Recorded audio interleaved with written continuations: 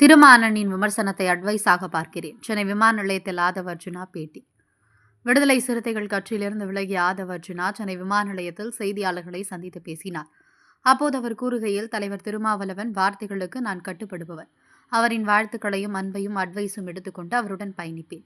மழை வெள்ளத்தால் பாதிக்கப்பட்ட மக்களுக்கு நிவாரணம் கொடுப்பதில் தமிழக அரசு பாரபட்சம் காட்டுகிறது என தமிழக வாழ்வுரிமை கட்சி வேல்முருகன் கூறியதை பற்றி கேட்டதற்கு, இன்னும் கொஞ்சம் நாளில் அவரையும் சங்கி என சொல்லிவிடுவார்கள் என்றார்.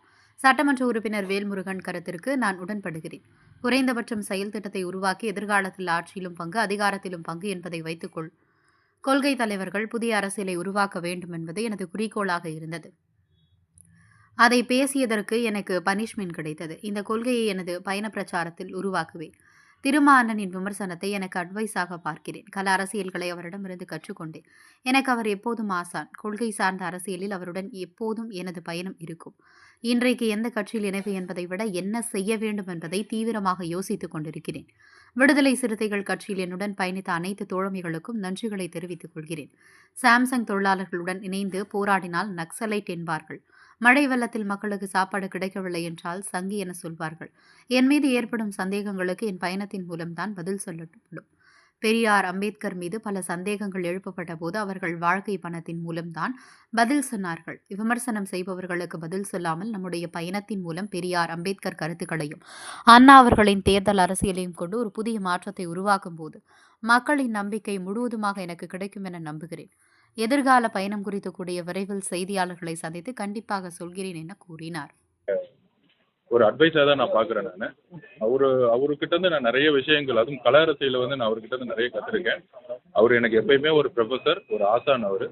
அவருடைய எப்பயுமே நான் என்னுடைய லெட்டரில் குறிப்பிட்ட மாதிரி கொள்கை சார்ந்த அரசியலில் அவரோட எப்பயுமே என்னுடைய பயணம் இருக்கு.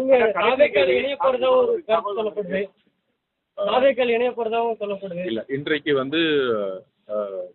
எந்த இணைப்பு அப்படிங்கிறதோட என்ன செய்யணுங்கிறது இன்னும் தீவிரமா யோசிச்சுட்டு இருக்கேன். எனக்காக இந்த 2 வருடம் விடுதலை சிறுத்தைகள் தோழர்களுடன் பயணித்த எல்லா தோழமைகளுக்கும், என்னுடைய கூட இருந்த சக தோழர்களுக்கும் என்னுடைய நன்றி. பாத்தீங்கன்னா நீங்க பிஜேபியோட பி டீமா செயல்படுறீங்கன்னு சொல்லிட்டு நிறைய இன்னைக்கு வேல்முருகன் பேசியிருக்காரு, அவரும் பி டீம். அது மாதிரி நிறைய பேர் இருக்காங்க. உங்களுக்கு சாம்சங் தொழிலாளர்களுக்காக போராடினா நீங்க உங்களுக்கு நக்சலைட்னு சொல்லுவாங்க. மழை வெள்ளத்தில் மக்களுக்கு சாப்பாடு கிடைக்கலன்னா உங்களை தங்கின்னு சொல்லுவாங்க.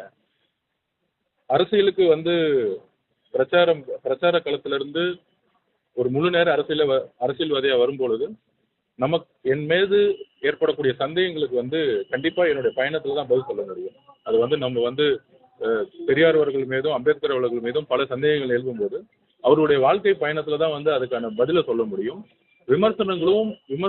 யார் விமர்சிக்கிறாங்களோ அவங்களுக்கு நம்ம பதில் சொல்றதை விட நம்மளுடைய பயணத்தின் மூலயமா பெரியார் அவர்களுடைய கருத்துக்களையும் அம்பேத்கர் அவர்களுடைய கருத்துக்களையும் அண்ணாவுடைய தேர்தல் அரசியலையும் புதிய மாற்றங்களையும் கொண்டு வரதுக்கான ஒரு பயணத்தை உருவாக்கும் பொழுது மக்கள் அவருடைய நம்பிக்கை முழுவதுமாக கிடைக்கும் என்கிற நம்பிக்கை எனக்கு இருக்கு. எதிர்கால பயணம்ங்கிறது கூடிய விஷயத்துல பத்திரிகையாளர்களோடு சந்தித்து நான் கண்டிப்பா சொல்லுவேன். இதுதான் என்னுடைய நன்றி. வணக்கம்.